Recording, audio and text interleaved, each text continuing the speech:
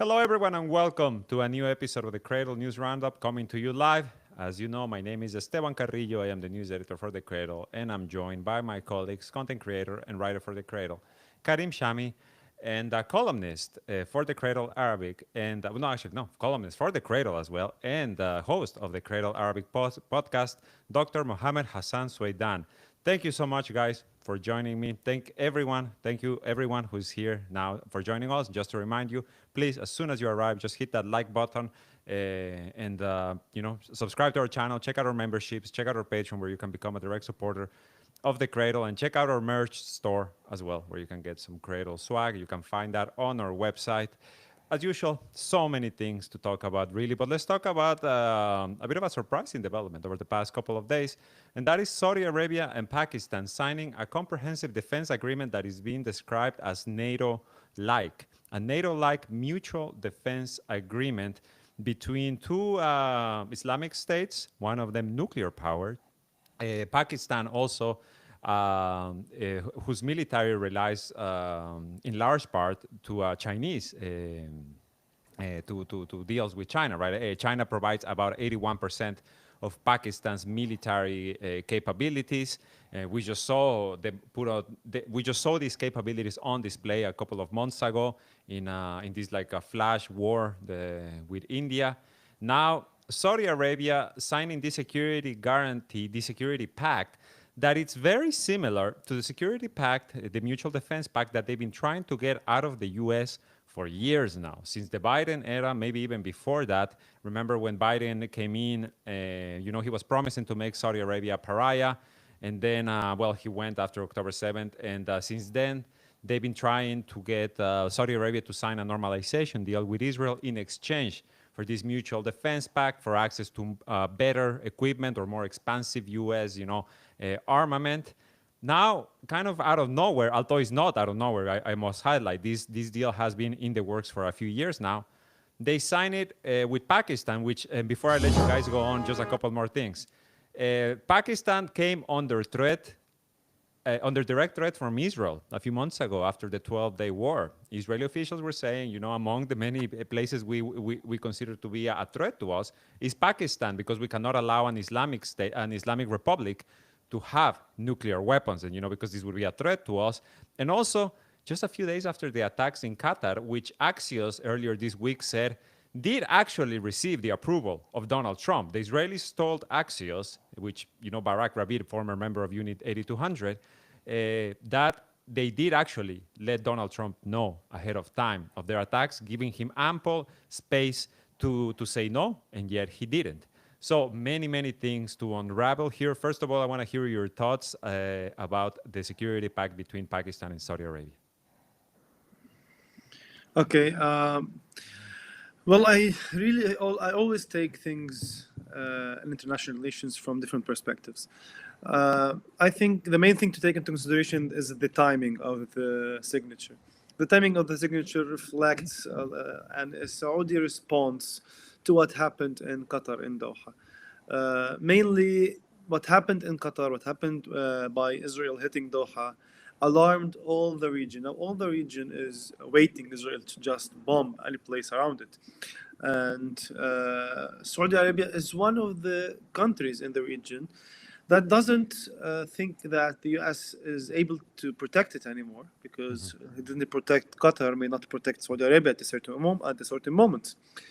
So the timing is very important to understand why did Saudi Arabia sign the pact with Pakistan. So it's a response to what happened with Qatar. But there's a second side. I also believe that to a certain limit, the U.S. isn't annoyed with this defense pact. Because to a certain limit, the U.S. believes it needs influence over Pakistan. Saudi Arabia may be one of the countries that the U.S. wants to get more influence on Pakistan through it. So also Saudi Arabia, the U.S. This is how the U.S. works, where the US cannot build relations and cannot increase its influence, it gives this job to its allies. Go have defense pacts, have agreements, and through you, I will have influence over the other countries. So I think to a certain limit, this agreement doesn't annoy the US, but rather it continues its strategies. What we should keep an eye on is not the US reaction. I think what we should keep an eye on is India's reaction. At the end of the road, Pakistan is an enemy to India. They have wars between each other. So when Saudi Arabia, which is an American ally, just goes and signs a defense pact with Pakistan, well, it may be an American message to India after India met with Russia and China, and they had the trilateral meeting. So I think that this defense pact has several repercussions, something related to Israel, other related to India, and some to the US. So it's something more on the international stage than just related to deterring Israel. What do you think, Karim? Sorry. Yeah, as he said, of course, we have to look at this news in two perspectives. The first one is that maybe really the Gulf countries feel that they are not safe with the United States, and they have to seek other people to protect them, because what we can agree on, all of us, that they don't know how to protect themselves and they don't have the capability to. So they need another country to do so. So what happened in Qatar maybe rang the alarms, and they have to find another ally that can protect them.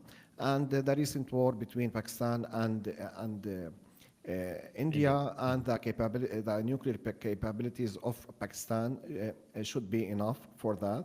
And previously, also Pakistan in the previous wars between Arabs and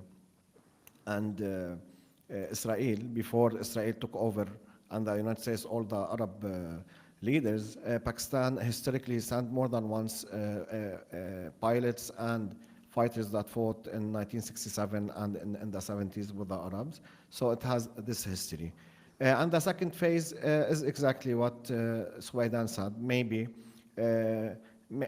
what Pakistan did and what Pakistan stood for during the 12-day war between Israel and Iran rose like alarms also maybe in Washington and other places, because Pakistan was clearly with Iran during that war. So we have to wait and see. But the logic say that yes, the Saudis should seek another country to protect them, because I think they can't protect themselves, and we'll see what will happen. I think it's interesting, what Mohammed is saying about the U.S. That there's really no U.S. pushback to this. That they seem to be, very quiet about it, and because, well, first of all, like I mentioned, this is a years in the making deal, and I think it's interesting the perspective that this might be Washington kind of like outsourcing its promises, right? You Because we know, must go ahead. just regarding this, I think that what we should analyze the defense pact from a political perspective, not a military one. Why? Yes. Because if you read the agreement, you cannot find any steps that they agreed on to implement to achieve it. They only said that, well, any war on one country is a war on the other country. How will you translate this into decisions? The agreement doesn't speak about it. So it sends political messages more than defense or military messages. When Yeah, asked, especially because I just wanted to comment about Pakistan. Pakistan, unlike the Arab countries and weak countries, Pakistan is able to defend itself, and it was able to defend itself against India more than once.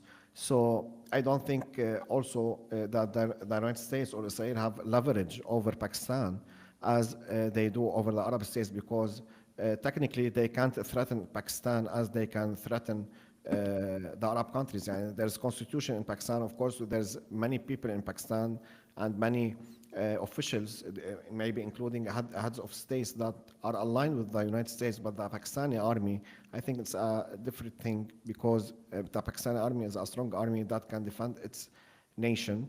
And also, as Muhammad said, we have to wait and see the actions of India. Yeah, I want to two things. One of all, when asked, a Saudi official that spoke to Reuters, when asked about whether the pact obliged Pakistan to extend a nuclear umbrella to Saudi Arabia, the official said this is a comprehensive defensive agreement that encompasses all military means. Translation, yes. Yes, it does.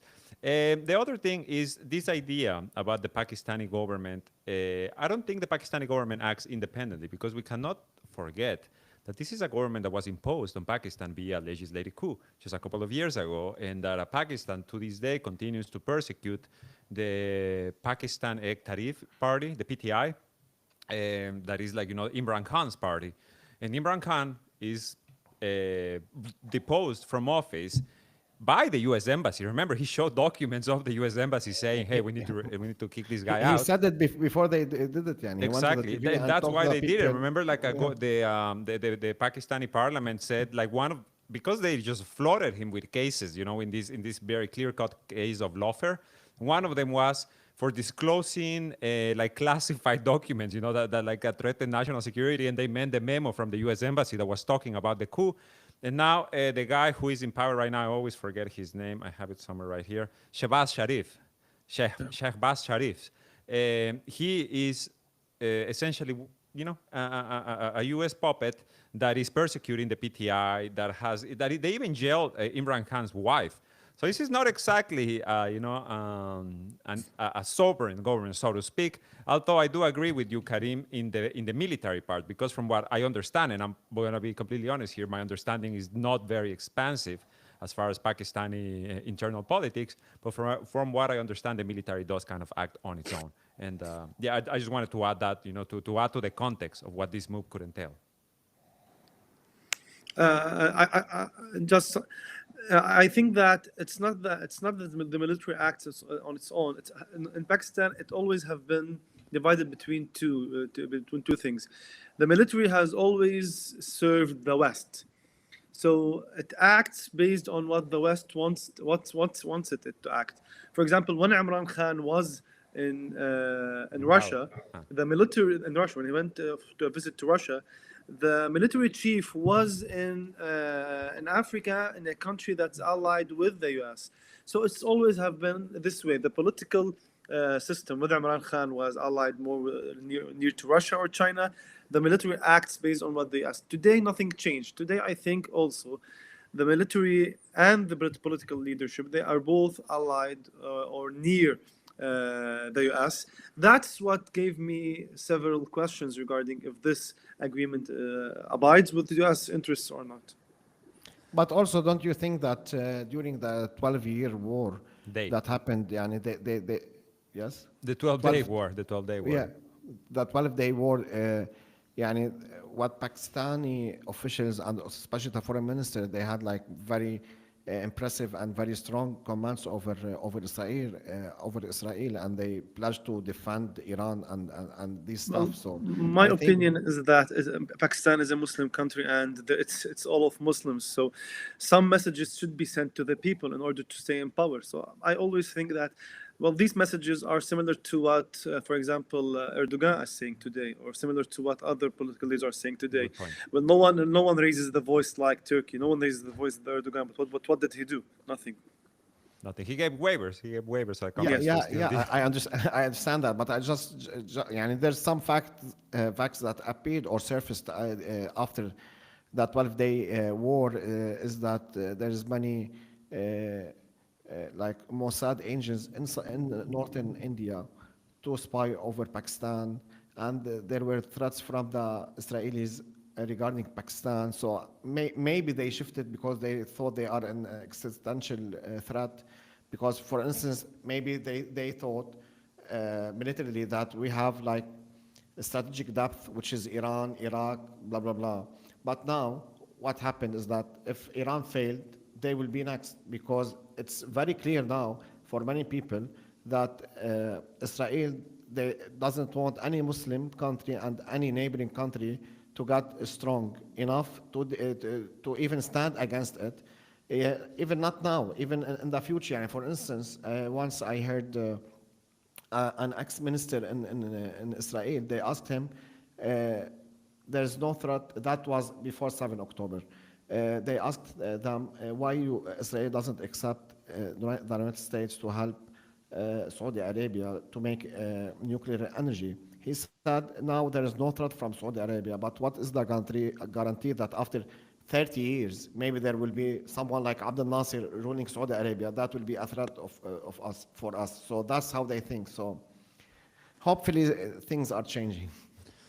I think the perception is changing for sure among Arab states. I mean, on Monday we made a lot of fun, honestly, of the Arab Islamic Summit in Doha, and I feel most of it was warranted because kind of came out, like, you know, it gave nothing. It really gave nothing. I actually was seeing people, some Yemen commentators on social media saying the only time that the Arab Islamic nations decided to go to war was against another Arab nation. You know, like it was the case with Yemen, was the case with with others, obviously. And now I feel like you know, the other thing that comes to my mind is the comments from the Israeli diaspora minister a couple of days ago when he said the new axis of evil is Qatar, Syria, Turkey. They're the new Iran. He called them they're the new Iran. How long until they I call felt Saudi, offended. Pakistan the same thing? Yeah, I was offended by this comment. Why? Yeah, Explain. yeah, Explain. yeah, no, yeah. Because for them, yani, look, what's happening and the mentality of Israel somehow, of course, they don't say it, but you can. There's evidence on the ground that tells you that for them now, the axis of evil was Iran, Hezbollah, and for them now, this axis is somehow destroyed, and they have to go to the next step. The next step is the Muslim Brotherhood, and these countries, who he named, is part of the like umbrella of Muslim Brotherhood. Previously, it was Qatar and Turkey. Now we can say that Syria is somehow under the wing of Brotherhood. Maybe after 1 year or 2 years maybe if they make more relations with Saudi Arabia, they won't. And let's us not forget that Egypt also had Muslim Brotherhood rule around 2 to 3 years after Hosni Mubarak was out. So and for them, for the Israelis, they don't like Muslim. They don't like anybody. That's number one. But for instance, what happened or what's happening is that Israel, through the United States, they used the Arab monarchies and especially the Gulf states to aid Israel and the United States to weaken the resistance in the region. Now they are using them to weaken the Muslim Brotherhood, and eventually, as we saw, as Qatar was bombed, maybe Kuwait will be bombed, maybe Bahrain will be bombed. Although they have strong relations, but the mentality of Israel want to show the world and the people in the region that we are superior. Even if you want to be friends with us, we don't want to be friends with you. And this is the case currently. What's happening in Syria? They are also being bombed, and Sharia is saying, I don't want to. I don't want to retaliate because this will damage the talks between us. So that's what's happening currently in the region. I think that well, what Israel is doing is it's working through stages. Yes, the first stage is weakening the axis of resistance, leading to its destruction. The second phase, the second stage is. I was remembering Machiavelli's famous book, The Prince. And the main message: it's better to be feared than to be loved.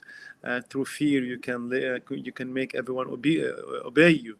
I think this is the main message today Israel wants to send to the whole region. So after weakening the axis of resistance, now it's better to be feared. I want obedience based on fear, and that's what it's doing. I truly believe that Israel doesn't care about who rules the Arab countries, whether it's Islamic Brotherhood or another thing, because it doesn't feel political danger. Its main fear is military, is threat. And it mainly thinks that there are two parties in the region that may become this threat. It's either the acts of resistance, number one, or the terrorist organizations, number two. So what's doing today is spreading fear to all political leaders in the region, weakening the acts of resistance and targeting the terrorists, because mainly in Syria, because it thinks that on the long term, these terrorists may be a danger to Israel. So this is the roadmap of what Israel is doing, and it wants to achieve one thing through all this map. I don't think it wants to achieve regional hegemony. It really it wants to achieve great Israel. This is the main plan, and it's gonna achieve it through two ways. It's working on it through two ways: occupy where it can, and where you can't occupy, you go towards agreements which give you economic and political influence. So this is the roadmap of how Israel is working in the region, in my opinion. You don't think be a greater Israel? Because Netanyahu now is openly talking about it. Like up until a few months ago, this was being treated kind of like a conspiracy theory. Oh, you just hate the Yes. Jews and you like to say that. No, like Netanyahu now is openly talking about it. The Smotrich just a couple of days ago was saying Gaza is a real estate bonanza. We have people just itching to buy the land. By taking these the land of what would be greater Israel, wouldn't that like by default turn them into the hegemon, into like the ruling hegemon of the region? Well, if we go towards the definition of hegemon, when you define a hegemon, he needs to have influence on all decisions regarding the region, and we are not saying only about military decisions, but rather political and economical decisions. Israel, not today, not later, cannot have control over political and economic influence due to many reasons regarding its demography, its boundaries of power, and everything. That's why it's always Israel achieves what it can achieve militarily, and it's the US who defines or translates Israel's military achievements into political and economic ones. That's why the US is the hegemon. I think that Israel lacks the capabilities to be a hegemon, but it's working to achieve greater Israel, having leverage over other powers, and it cannot be the hegemon. We have a super chat. The first super chat in an all guys podcast. Thank you so much to Biser. You guys are leaving out that Pakistan is powerful because it is strategic ally of China. This agreement is bad for the U.S.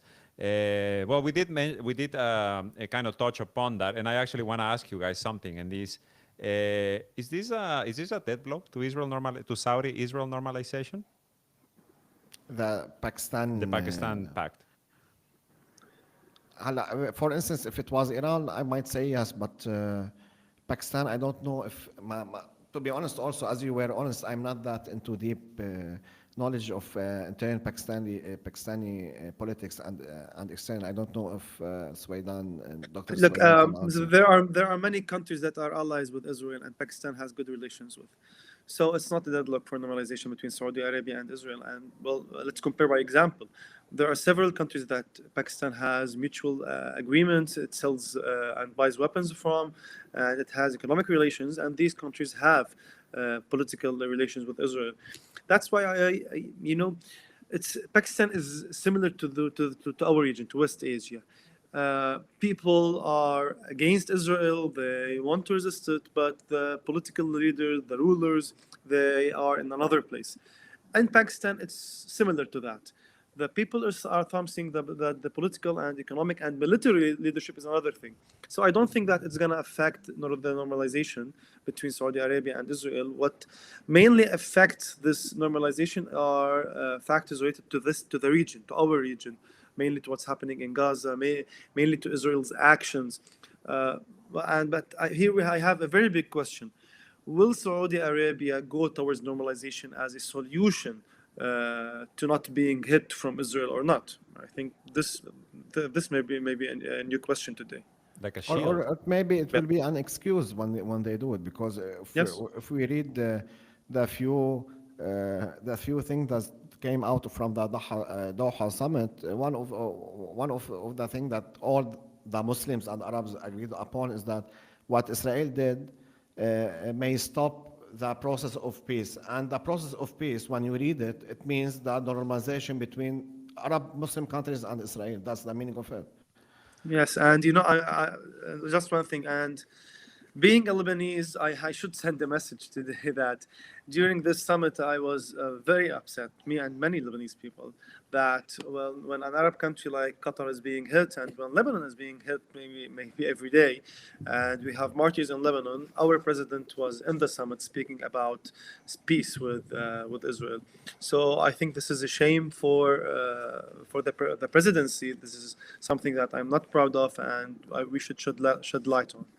And just now, Go ahead. but sorry, sir, just now, around 10 minutes ago, I received a video. I will put it now. That's Before we from move on bombing. to Lebanon, I just want to have one last thing about this Pakistan story because it does feel like it covers a lot of ground, and we definitely need to talk about what's happening in Lebanon, and especially a couple of things this week.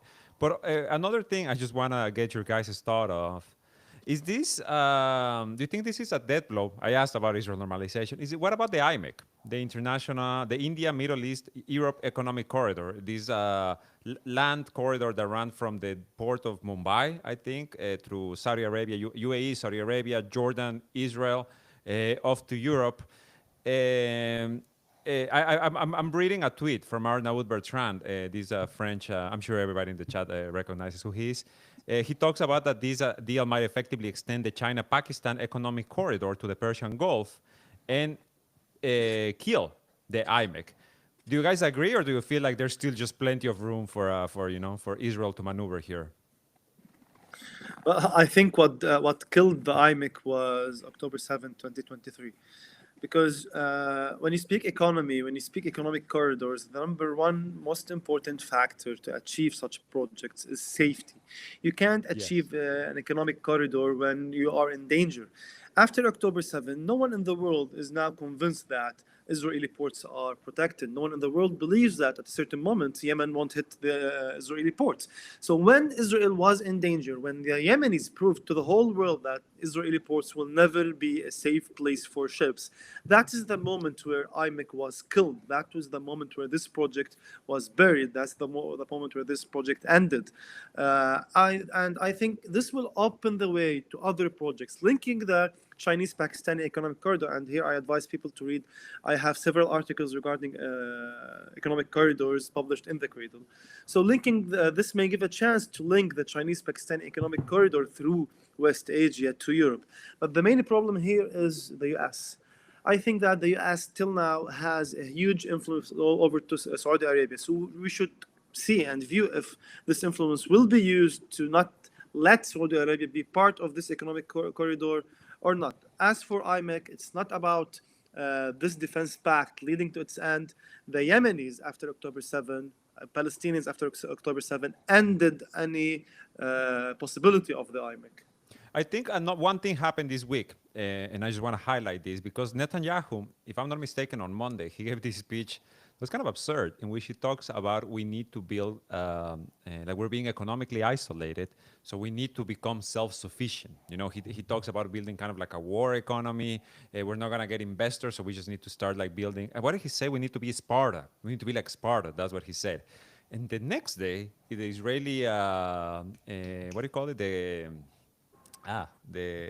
exchange is called like Wall Street. Yeah. I'm so sorry, guys. Sometimes the words completely escape me. The Stock market. The stock market. Thank you so much, Karim. The Israeli stock market kind of took a nosedive, and then Netanyahu came out and tried to not really take it back, but be a bit more, like, no, that's not exactly what I meant, like come and invest in Israel. So I feel they are aware, the Israeli government is aware that things are not looking good for them, even with the billions upon billions of dollars that they get from the US every single year. Okay, I think maybe if you guys, I don't know if you guys want to add anything else about the corridors. I agree completely with what Mohammed said, about safety. This is why I wanted to bring up Netanyahu's ridiculous Sparta comments. Let's move on to Lebanon, where just as Karim was saying just a few minutes ago, a very intense bombing in the south. I think we have some video. Guys, we have more than 200 people in the chat, but less than 100 likes, and that just breaks my heart. That just breaks my heart. So please hit that like button. Karim, what do you tell us what we're seeing right now? Yeah, just today, like around 30 minutes ago to 1 hour, Israel started to bomb south of Lebanon, several villages, and as you saw in this video, I will check if I have another one now. The bombings are very intense, and of course they are saying that these places are infrastructure for Hezbollah. I don't know, they are still bombing since 2 years. I don't know how many thousands infrastructure Hezbollah had, but till now they are doing this. And previously, I think 2 months ago, they bombed in Beirut, and they are bombing in Bekaa and everywhere. They hit Beirut?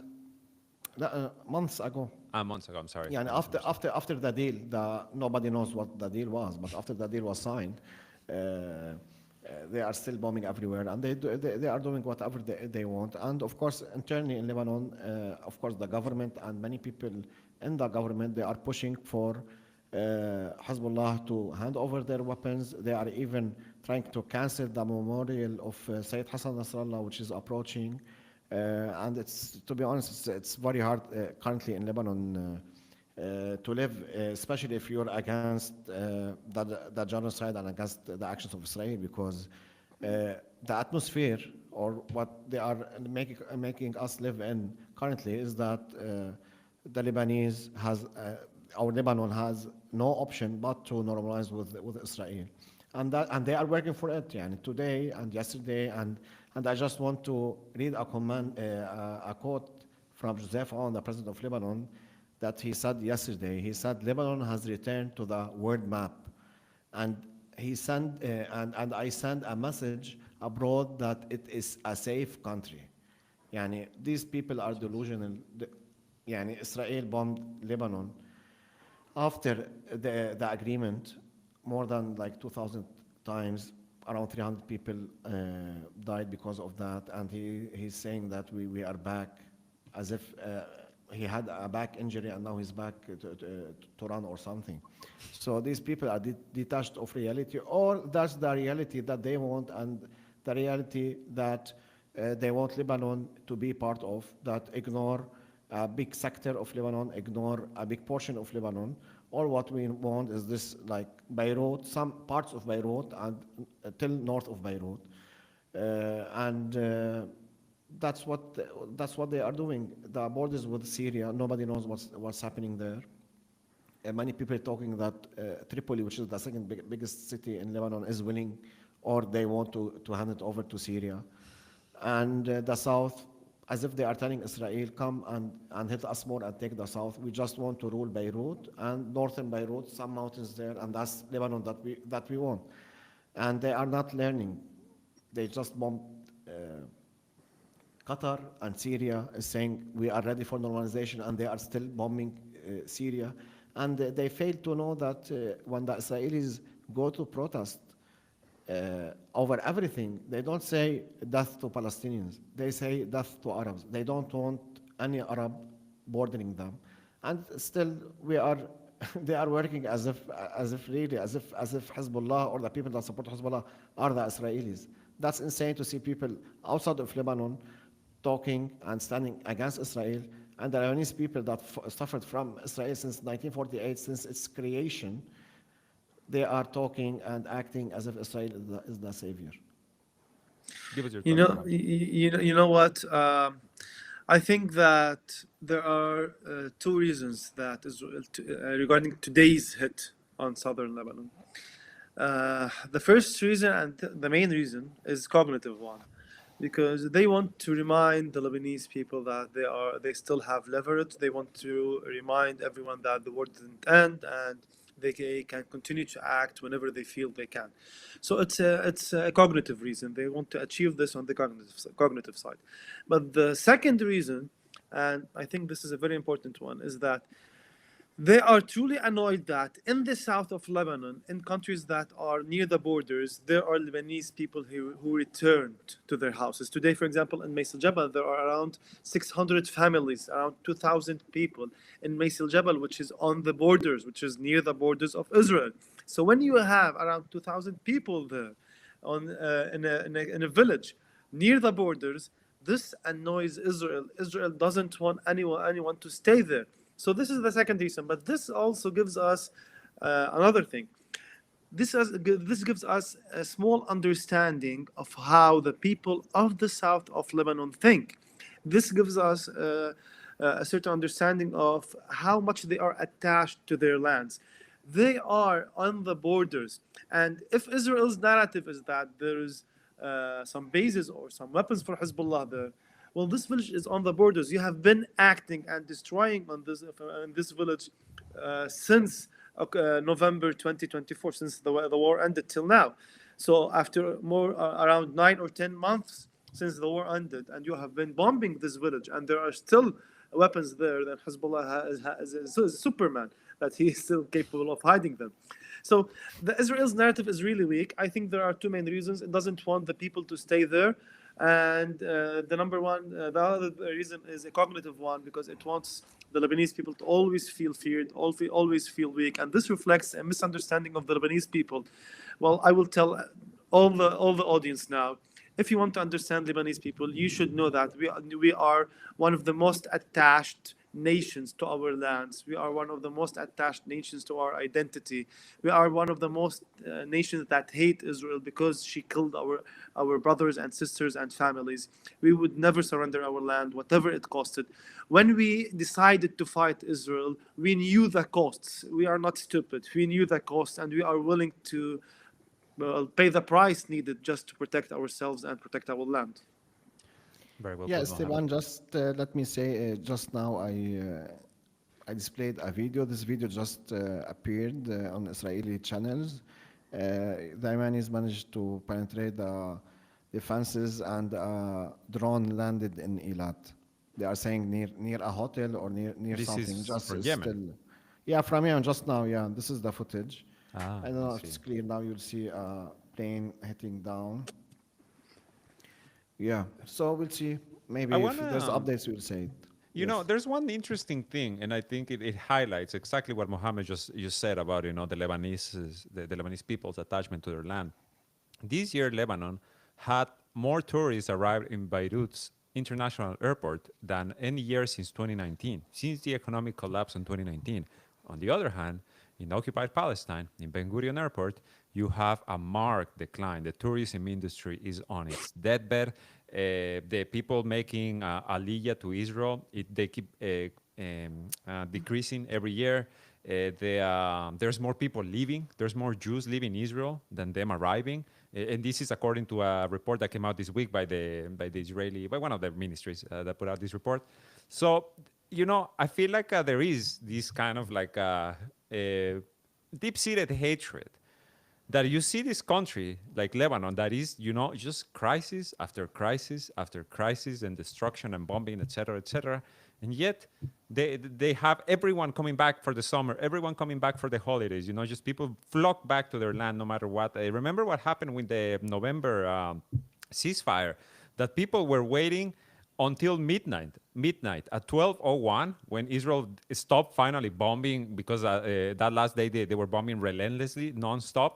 The first thing, you know, that everybody just flooded back to the south to their homes, and we're seeing something similar happen in Gaza, in which the Palestinian, the Gaza media office a couple of days ago put out this statement saying 1 million Palestinians in Gaza City and the north refuse to leave.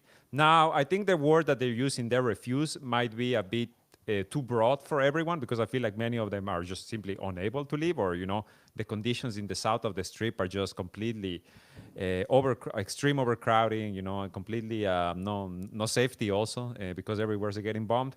But this is something that I feel it's at the settlers, and that is the idea that no matter how much you bomb them, the natives of this land will go back to their homes, and I don't think that's something that they will ever be able to connect. Yeah, because the land is not theirs. As simple as that. Quite simple, Karim. Quite simple. Yeah, Go ahead. there's also another interesting factor. If you follow up with Israeli analysis, you can say that it's not only about not believing in the land. Today, half of the Israeli community doesn't believe in Israel as a state. And how is that? You know, when Israel was established, it was established to become a democratic state. They wanted to be a reflection of the West. What is the West? The West is the democracy, human rights, and everything.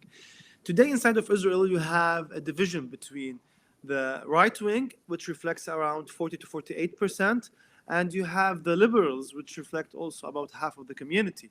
So today, the half of the community, the liberals, they have a major question. Why is our country, between brackets, shifting towards the far right? Why everything we believed in regarding democracy and everything, this is not achieved? Why we are turning towards something similar to a monarchy where Netanyahu is the king and the ruler that takes all the decisions? So half of the community today has questions regarding the future of the political identity of Israel. That, of course, that's different from they are not related to the land, so they can leave whenever they want. But even the political identity of Israel today is under question from half of the community. Completely. I mean, before the genocide, this was already up in question with the judicial overhaul, with Netanyahu's coalition partners, Itamar Ben-Gvir, etc., all of these lunatics. Now much worse, but I feel like what was eating up at Israel is the same thing that is eating up at the U.S. Because I don't know if you saw Mike Huckabee a few hours ago. He was saying that the Jews are the moral standard of the world. They have this vision, the evangelical Zionists and the Christian Zionists, that is just as deranged as that of the Jewish Zionists, which is we are the chosen people, and that's that, and we do whatever the hell we like. And this is being translated to geopolitics. And then there's the question, again, this week, there was a report on Western media, and this is, from what I have seen and kind of like looked into, this was the 47th time in 2 years that a Western media outlet comes out with a report saying that Netanyahu is frustrated with Netanyahu. And the quote this time is, he's effing me. Netanyahu is effing Trump. Remember when Biden apparently called him an asshole? Oh, he's such an asshole. And when he hung up on him. Again, this is not don't quote me completely on this number, because this is just like a little quick research I did, but this would be around the 47th time in 2 years that they come out with this report. And every time it's bullshit. It's not true. It's at this point, like, if you believe that, I'm sorry for you, you believe in fairy tales. But the US government is fully complicit in what's happening, not just in Gaza, but what's happening in Lebanon, of course, which we're just discussing. The bombing in Yemen, it was confirmed that they killed 30 journalists in Sana'a. By bombing the offices of the newspapers, and where's the global condemnation for that? The bombing in Qatar as well, right? Like the Israelis immediately came out and said, "Hey, Trump knew, he knew, and he didn't care, guys. He didn't care at all." So, well, just my point is, the both, because of one is the outgrowth of the other, right? Like the Israel is kind of the outgrowth of the U.S. imperial project, which the U.S. imperial project is an outgrowth of the British imperial project. They find themselves now in kind of like this death spiral. We have another super chat from David's link don't work. Do you think Israel will strike Iran before the end of this month, and how far are they prepared to go? Nukes. We also had another super chat from Viser a few minutes ago. I want to thank him as well. Do you think Israel will strike Iran before the end of this month, or just to answer our friend? It's a very big question. They might and they might not. Yeah, and it depends on maybe what will happen in Gaza. Will the invasion of Gaza will be completed or not? Because of course, what we have to know is that Israel is, after all, is a very small country with a very small population. Will they be able to do that? And we'll see what Trump will say, because I think, at this point, do you guys picture Donald Trump saying no to Netanyahu? I think so. In specific, You think? Yeah, because there's only one thing that proves my words, is that the United States tried to deter Ansar Allah Yemen for 2 months, and they couldn't. And suddenly Trump said that we will stop these operations. Trump tried for a couple of months. Biden had been bombing them for like a year. Yeah, I know. Yeah, But, yeah. Continue. No, you can you can Go ahead. I just want to give everyone an advice. Whoever gives you a timing for certain events, just don't listen to him. No one knows the time. Even Netanyahu doesn't know the time of the war in Iran, because how political decisions are taken, you take the decision to conduct a certain military act, but the timing, it isn't you who decide, but you depend on several factors. When these factors are found, is when you take this decision, when you achieve it, when you do it. So, in my opinion, Netanyahu took the decision to return to a military action against Iraq.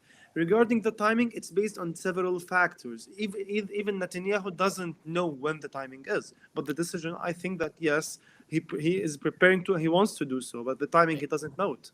Iran, yeah? You mean Yes, Iran? yes, Iran. I mean hitting Iran. And I don't think that Trump will say no to it, because mainly Israel proved something in the region, that it can achieve a huge amount of tactical goals with a limited cost. And that serves the US's messages, that serves the US's interest.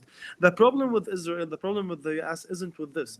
It is with the ability to translate these tactical goals into strategic ones. Let's look at the entire region today.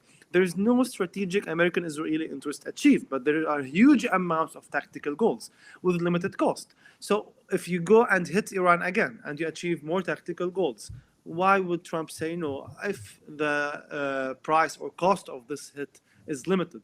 Unless the Americans analyzed and got to the conclusion that the price and cost would be high, then Trump will interfere to stop such action. I agree 100%. Netanyahu is also kind of taking a weird stance on the whole Charlie Kirk assassination. He keeps coming out with comments. The last of which was to blame Qatar. Now he's blaming Qatar as well. You know, the new axis of evil, Turkey, Syria, Qatar. Watch out, guys. He's saying that they're spreading misinformation. He also, you know, the day after the assassination, he was saying, like, you know, came out and like gave a spoke greatly about him, and then like you know, you have some like someone like Tucker Carlson come out and be like, why are you doing this? Like this is a very ridiculous. First of all, because at the end, you know, during his last few days of life, Charlie Kirk was kind of like switching his narrative about what's happening in Gaza. Although the man, you know, I'd rather not comment on that because also like the censorship is very broad here in these channels. But so Netanyahu just keeps putting himself in this position to try to like shape this narrative, because I feel like the Charlie Kirk assassination really has the makings of becoming a watershed moment for the U.S. You know, internal U.S. politics. I don't know if I would liken it to like the John F. Kennedy assassination, but it kind of feels like, you know, like a very big deal in this push towards what almost at this point seems inevitable civil war. And there's like these actors trying to inflame, right? And then you had the Grayson a couple of days ago, or well, I don't remember exactly how many days ago, but nevertheless, putting out this report saying that a couple of months ago, Charlie Kirk was kind of ambushed by Zionist agents. Larry Ellison, I think. Guys, I'm really sorry. Let me look up the Grayson report first of all, and give me so I can give you the correct information. And what do you guys think about Netanyahu's comments, though? I want to hear your thoughts. I think first Netanyahu in his mind and for Israel he should command, because they are part of the Western hemisphere as we all know and as they want to be, and currently the only country that is like supporting Israel fully and publicly is the United States. So anything that will happen in the United States, I think Netanyahu will comment or a rabbi will comment on it. Because it's part of them, yani. And let us not forget that 2 days ago there were like 250 of U.S. officials that went to Israel, and they had like this summit called 50 States for one Israel. So for me, of course, he will comment, and of course, I think that the path following the assassination didn't help Israel, because many people thought that he might be a brown guy, he might be Muslim, he might be a Palestine supporter. I 100% that in Israel they like went back for like 20 years and saw any comment for him on any place supporting Palestine, then they will say, oh, he supports Palestine, he killed that democracy. But this didn't work for them. I sent you the Grayson article, Karim. I don't know if we can put it on screen. Mohammed, what do you think?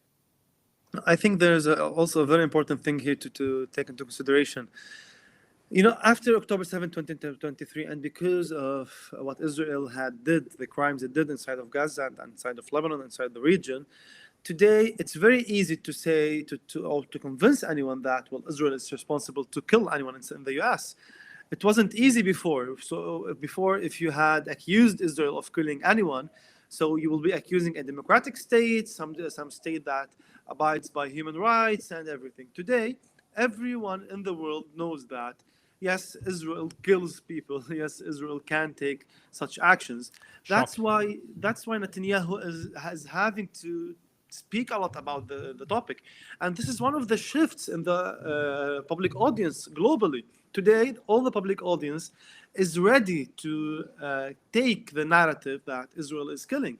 in the US or outside the US. And that's a huge shift regarding how the public audience thinks, regarding how the public audience believes, and how they read such events. So I think this important shift is worth taking into consideration. Indeed, indeed. Okay, so this is the report about that apparently, well, Charlie Kirk was invited to the mansion in the Hamptons. Can you scroll up so we can see just the first paragraph? It was Bill Ackman who invited him, and then it says hammered Kirk for the conservative, for his criticism of Israel and the Israeli influence in Washington. And Kirk came away writing about Israeli blackmail, sources say. This is according to the Grayson reporting. I'm sure the people in the chat already have seen plenty about this. But something interesting that kind of ties into this, and I don't know if we have the picture. I don't know if you have the picture, Karim. It was like the largest delegation of U.S. lawmakers in Israel just a few days ago. Oh my God! Like, how much more evidence do you need? You know, you have all of these, like, I guess, you know, these Zionist commentators trying to be like, no, like this anti-Semite to say that Israel controls the U.S. political system, and then you have the Congress people go en masse to take, this selfie in Tel Aviv. You had, you know, last year when Netanyahu went to the U.S. Congress and he got a standing ovation 81 times. Support for Israel in the U.S., yes, this is the one. Support for Israel continues to drop in the United States. And not just for the genocide in Gaza, like overall, support for Israel is continuing to drop. And in particular, in MAGA. And we've talked about this in the podcast before, that MAGA really is like, hey, like this was supposed to make America great again, not make Israel, give them all of our money and send more people to war. I guess one of the points of contention between Trump and MAGA figures such as Charlie Kirk was the war in Iran. And now you have the very large, very clear possibility that Israel is again going to go to war with Iran. And I guess this also goes back to your, what Mohammed was saying a few minutes ago about like the tactical victories that Israel has achieved, or that Israel and the U.S. has achieved. And Israel, nothing that they've achieved, including the mass killing of Palestinians in Gaza, could have been done without U.S. support. Absolutely nothing. Like if Israel was waging this war just in Gaza, not against Iran, not against Yemen, not against Hezbollah in Lebanon, just in Gaza, they couldn't have kept the pace of the war with the intensity that they did if it weren't for total U.S. support. And now we're seeing that also extend, for example, in the political sphere, right? I saw a report yesterday that France is backpedaling on their promise to recognize a Palestinian state, and yet at the same time you have more and more outrage, just because obviously the situation is becoming really bad. So yeah, I don't know. This is just like my train of thought right now. I don't know if you guys have anything to add. Yeah, I just wanted to add this is the largest visit ever, first of all, and second. Each one who was from a different states, they planted trees near the Nova Festival, and yeah, that's what's happening currently. Although all what the people are talking about against Israel in the United States, but these politicians, they don't care. Currently, I don't see a difference between the American and the Arab politicians. They are the same. There's only one fact I want to mention, it, that Arab politicians are far more valuable than the Americans because they take more money. I don't know if Muhammad will agree. You can see how many thousands of dollars or millions of dollars AIPAC gives a congressman. And usually it's 900,000. Usually it's 2 million over like 2 years. I just want to say to the fellow Americans, you are so cheap. Here in Lebanon, if you want to buy a politician, you have to pay at least $10 million. You have to up your game. So, yeah, I think all these 250 are on the payroll of AIPAC, and whatever happens, they don't care. And either they are on the roll pay, or either they are like narcissistic white supremacists that they want and happy of what Israel is doing in the region. And as we discussed earlier, there's many people that are like, they consider themselves as Christians, and they have to like obey the Zionist entity because that's their role in life. So we'll see what how when they go back. I don't know. I don't think all of them went back. We'll see how this will turn out in many elections across the United States. And I just wanted to say, and these people went there to force. I forgot about it. I don't know if you know, Esteban. They want to force the law that don't allow you to boycott Israel, which is signed in 38 states. Yes, I forgot the term of it. So they went there to enforce. They said when they go back, they want to enforce this law more and more, so it can cover 50 states. Now it covers only 30. to make it illegal to boycott Israel, to Yes, make it, 100%. yeah. It's well, I mean, this is what a fascist state is, right? Go ahead, Mohammed. Yes, I just wanted to speak on one thing. One of the things Israel today face, it's called the strategic exposure. This means that Israel was created to be a reflection of American or Western power. It was meant to reflect Western power and be independent of anyone and to have its own capabilities that it can use to achieve Western goals in West Asia. Today, what happened after October 7, 2023, reflected the strategic exposure, meaning that Israel is too exposed to the US. It needs the US in every phase.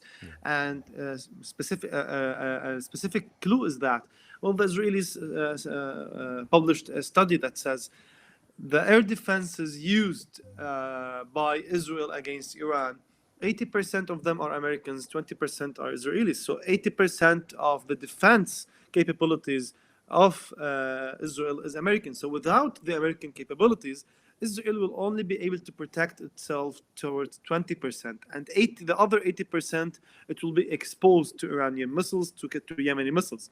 So that speaks about Israel's strategic exposure. And that's one of the doubts today that Israel may continue like this. Well, what is the entity, any entity or any state that is exposed to this limit, to a foreign actor, then this entity will not be able to gain independence. This entity will not be able to continue in the same way it wants to do so. And that's something also very dangerous we have to observe, especially that there are many voices in the US today that are asking questions regarding, do we still benefit from Israel? Does the cost of supporting Israel, is it still bearable?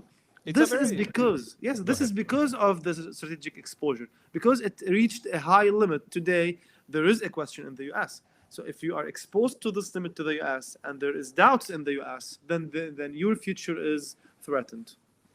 Yeah, I think, the easiest way to answer that is by asking the question, what has the United States gained from Israel? And I don't know if anybody can. I mean, I'm sure Netanyahu could come up with an answer. And also, at this point, there's we saw this week that a UN commission of experts, a UN commission of inquiry, finally declared that yes, Israel is indeed violating the Genocide Convention with their military actions in Gaza, at least 4 out of the 5 parameters established in the Genocide Convention. The Commission, this is what they said. The Commission finds that Israel is responsible for the commission of genocide in Gaza. It is clear that there is an intent to destroy the Palestinians in Gaza through acts that meet the criteria set forth in the Genocide Convention. I mean, it took the UN a couple of years. We just had a couple of weeks ago, we had the Association of Genocide Scholars come up with to the same conclusion. Multiple UN human rights organizations have already, come up again to the same conclusion. I think it has been clear from day one when Netanyahu came out and said, remember what the children of Amalek did to you. When Isaac Herzog said there's no innocence in Gaza. When Yoav Galant came out and said we're fighting human animals. I mean, that was October 8th, October 9th, 2023. And today we are 2025. And finally, these experts have come to the conclusion that, what was obvious for the past couple of years. But we have seen how the U.S. acts when this happens, the sanctions, the persecution, what Karim said, like all of these Congress people in Israel to enforce making it illegal to criticize Israel, to say that, they're committing genocide. They didn't even give the PA visas. The PA that, like, the Palestinian Authority. Yeah, they sacrificed their lives for, like, at least the past 30 years, and Well, they didn't even allow them to go there. let's remind people that the U.S. was created in a genocide. So you have a superpower that was created in genocide, and I really advise people who love to read about the history of the creation of the U.S. For example, and this is one example in California. When the Americans bought California, they committed a genocide just to do the railroad projects. So because they were Indians that were sitting in the land, so they killed these Indians just to serve their railroad projects there. So you have a superpower that was created in genocide, now supporting another regional power that wants also to do genocide. So I think this gives us a clear answer who is on the second side. We have two powers, one created by genocide and the other trying to be created also through genocide. I think I saw a question here. Kate says, "So what's next after declaring genocide? Are there military intervention?" I mean, if we lived in a world in which laws mattered, in which international law was respected, and in which states adhered to what these international conventions demand, because it is their duty. If you to the signatories of the Rome Statute, it is their duty to, for example, enforce arrest warrants against wanted war criminals such as Benjamin Netanyahu. Signatories of the Genocide Convention, their duty is to stop a genocide. Same for the UN, the Charter, etc. So yes, if we lived in this world, then of course that is what it would entail. Because at this point, a UN Commission of Inquiry saying this, the only thing that's left is for the ICJ to ratify. That's it. There's no higher decision. There's no higher legal decision that to declare that a genocide is being committed. But sadly, we do not live in this world. We live in a world in which international law has been buried along the hundreds of thousands of Palestinians who have been killed. We mentioned on Monday that there are some approximations that are talking about as many as 680,000 Palestinians possibly being killed as of April 2025. The Gaza Health Ministry still maintains that the death toll is 64,000, but as I always remind viewers, this is just the bodies that are recovered and recovered in one piece. So it hardly the actual death toll. This is, where it starts. The Israeli military this week launched their long-anticipated assault of Gaza City, trying to take the takeover of Gaza City. Today, they cut communications completely in the north of Gaza and in Gaza City, of course, to make sure that as few images get out of the atrocities. They are committing, not that they mind too much, honestly. Like, let's be honest, if they cared about the image, they would have, they have ways to either kill more people on a larger scale in a less bloody way, or to simply cut off the communication entirely, right? But they don't. They want these images to come out because this is part of the messianic belief about the end of days. And I don't know if this is something we really should get into, but the assault in Gaza City is ongoing right now. Tanks were pushing in. Yesterday, Walla, an Israeli, a Hebrew newspaper, came out with a report saying that the Israeli army is preparing to deploy an unprecedented number of booby-trapped vehicles, what they call suicide APCs, into Gaza, and that these are the ones that they're using mainly to destroy buildings, to turn them into rubble, because they are more effective than airstrikes. So they, just pack these armored personnel vehicles with as much explosives as they can take and remote control them into next to a building, just blow it up. Well, I don't. Unfortunately, go ahead, Karim, because I don't really have much. And also Smotrich 2 days ago he announced that the plan of occupying Gaza and turning it to a prosperous city. It was the first command from an official from the Israeli government regarding building a new city in Gaza, and he said that this war cost us a lot of money. When it's done, we have to convert Gaza to a money hub, which is the same vision of Trump. He said a real estate bonanza, if I'm not mistaken, right? Yeah, so the point is that just imagine that there's people that are committing and doing all of this, and for them, now we are in a level that we have to bomb more, kill more, so we can build an imaginary city. That's insane. That's I don't know. I don't think even such things happen in World War I and World War II. No, we've surpassed any modern conflict. I mean, Gaza, the brutality, the death toll, The amount of bombs that have been dropped. You know, Israel is a nuclear power state, and yet the amount of bombs that they have dropped surpass. I Nuclear mean, bomb. yeah, the nuclear bombing of Hiroshima and Nagasaki. I mean, at this point, I don't even know if there's any comparison anymore. I'm just seeing right now this report on Times of Israel that says that more than 450,000 Palestinians have so far evacuated Gaza City to the south of the Strip. Let's not forget, guys, that this whole forced displacement thing, it's meant is for this concentration camp idea that we reported here already, that we've already been known about, the whole Gaza Humanitarian Foundation thing in Rafah and the Netzarim corridor. It's just to cram all of the surviving Palestinians into about 12% of what represents Gaza's territory. And then yeah, I honestly don't know what's next. I don't like what perversity, what a satanic ritual is gonna come next. But no one seems willing to stop it. Like we said, the UN just declared this, and everybody just kind of went like this, shrugged. I mean, and I mean by that, I mean like states. No coalition of the willing. No, let's save someone. Just the Sumut flotilla that, God bless their hearts, but they're probably gonna end up in an Israeli prison. Yeah, I don't see an end to this. I simply do not see an end to this. Yeah, I totally agree.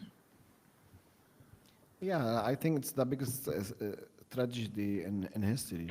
Also, given the fact that most of the people that live in Gaza or that were in Gaza, they are also refugees from previous Israeli wars. So these people lived like not this generation, even previous generations, and the previous generations suffered and are still suffering, and nobody is doing anything or willing to do anything. Uh, Indeed. Sophia says, where are BRICS? Where's the new multipolar force?